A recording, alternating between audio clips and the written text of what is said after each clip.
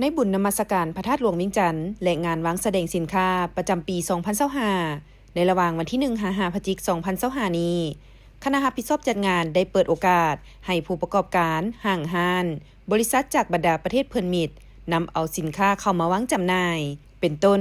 บริษัทร่วมทุน NPD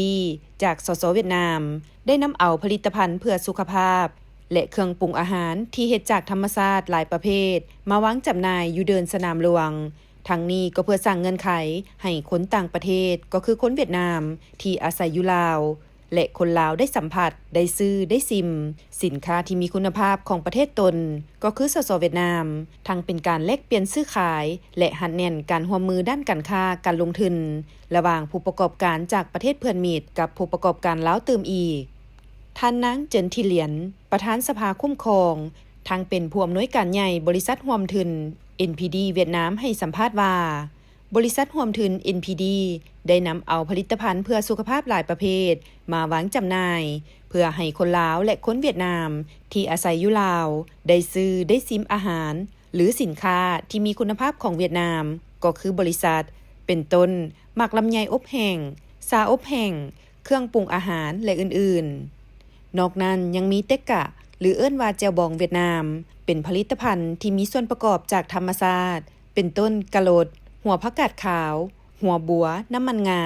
และส่วนประกอบอื่นๆบ่มีสารกันบูดขบวนการปรุงแต่งแม้นมีความพิถีพิถันใส่ใจทุกขั้นตอนโดยการปรุงแต่งด้วยมือ